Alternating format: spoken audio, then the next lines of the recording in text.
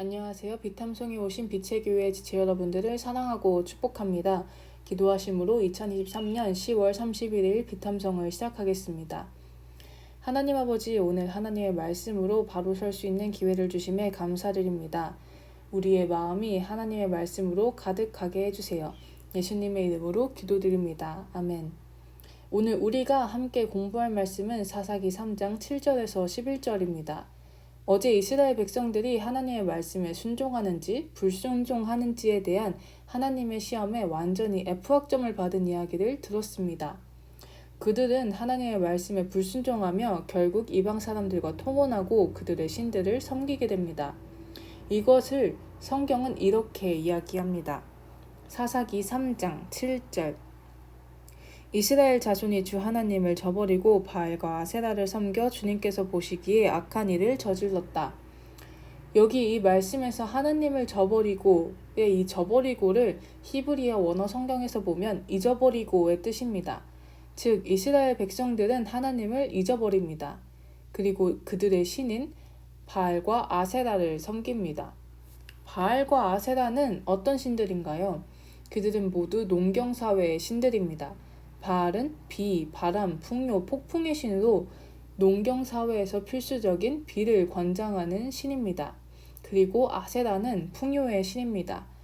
이들 모두 농경사회에서 가장 필요한 비, 풍요를 담당하고 있다고 믿어지는 신들이죠. 즉, 이 당시의 사람들의 삶에 직접적으로 연결된 신들이었습니다. 또한 이들은 신상으로 만들어져서 눈에 보였습니다. 그리고 바알을 향한 제사는 성행위와 자해, 인신제사였으며 아세라 제사 또한 성행위들로 이루어져 있었습니다. 쾌락과 도파민이 뿜어나는 제사의 모습인 것이죠. 이 신들은 지금 한국이나 미국에서 숭배되지는 않습니다. 그러나 이러한 바알과 아세라의 모습은 우리의 삶의 모습에서도 나타날 수 있습니다. 우리의 삶에서 직접적으로 연결되어 있다고 믿어지는 것들, 그리고 우리의 삶에서 눈에 보이며 전혀 이것들을 잃고 싶지 않다는 생각이 드는 것들, 그리고 쾌락으로 점쳐지는 것들은 바알과 아세라가 될 가능성이 큽니다. 우리의 삶에서 돈, 명예, 외모 등등의 것들이 될 수 있겠죠. 이것들은 아마 사람마다 다를 것입니다. 그리고 이것들이 바알과 아세라를 섬기며 하나님을 잊게 된 이스라엘 백성들의 모습처럼 하나님을 잊게 만든다면 그 무엇이라도 바알과 아세라가 될 수 있습니다. 나의 것, 내 눈에 보여지는 것들을 지키기 위해 하나님을 잊고 나의 손으로 고군분투하며 살아가는 것의 결과는 무엇일까요? 사사기 3장 8절 주님께서 이스라엘 백성에게 크게 분노하시고 그들을 메소포타미아 왕 구산 리사다임의 손에 넘겨주셨다. 이스라엘 자손이 구산 리사다임을 8해 동안 섬겼다. 하나님이 분노하시며 이스라엘 백성들을 구산 리사다임의 손에 넘겨서 8년간 그의 종이 됩니다. 구산 리사다임은 2배로 악하다라는 뜻이라고 합니다. 매우 악하여 고통스러운 삶에서 손에 넘겨지듯 좌지우지되는 삶이 이스라엘의 삶이 되었습니다. 하나님을 잊고 나의 손으로 고군분투하며 세상 속에 있는 것 조금만 더 얻기 위해 살아가는 삶은 가면 갈수록 더 어려워지고 더 힘들어지기만 하는 삶입니다. 이전보다 괜찮을 거라는 그 삶의 희망이 무너지듯 어려운 일들만 반복되죠. 이렇게 어려운 삶 속에서 어떻게 해야 할까요?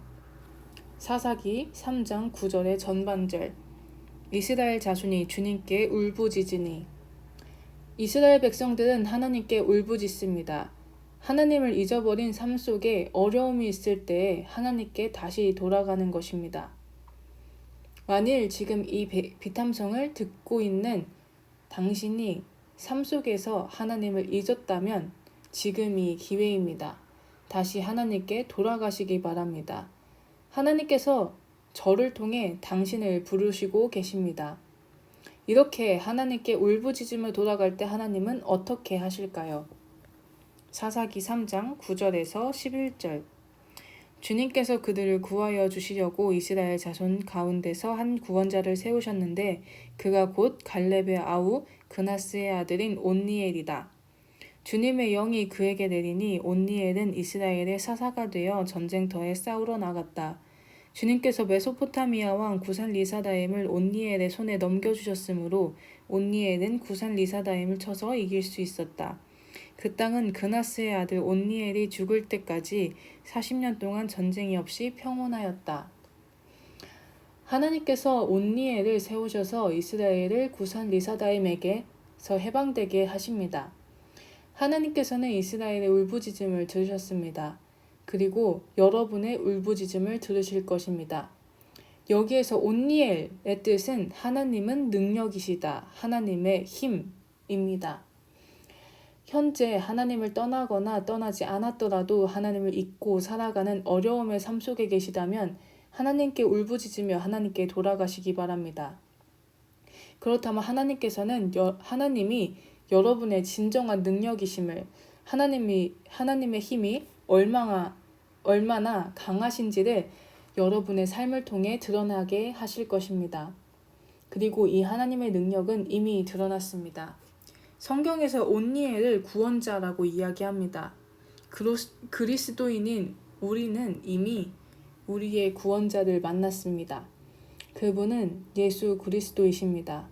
하나님과 떨어져 하나님과 함께할 수도 기억할 수도 없는 우리에게 예수님이 오셔서 예수님을 믿는 우리를 구원하신 하나님의 능력을 보여주셨습니다. 온니엘은 죽고 40년이라는 제한된 기간에만 평온함을 줍니다. 그러나 예수님은 영원토록 우리와 함께 하시며 영원토록 평안함을 우리에게 주실 것입니다. 만일 아직 예수님을 만나보지 못하셨다면 이스라엘 백성들처럼 하나님께 울부짖으시기 원합니다.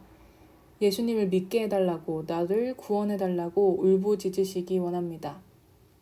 그리고 만일 이미 예수님을 믿으시고 구원을 받으셨다면 예수님과 언제나 함께 계시기 원합니다.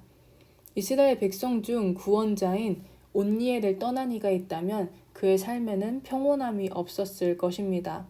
약탈을 당하고 어려움을 겪을 것입니다. 구원자였던 온니엘 안에 있는 이스라엘 백성들이 평온했던 것처럼 예수님 안에서 평온하시기 원합니다.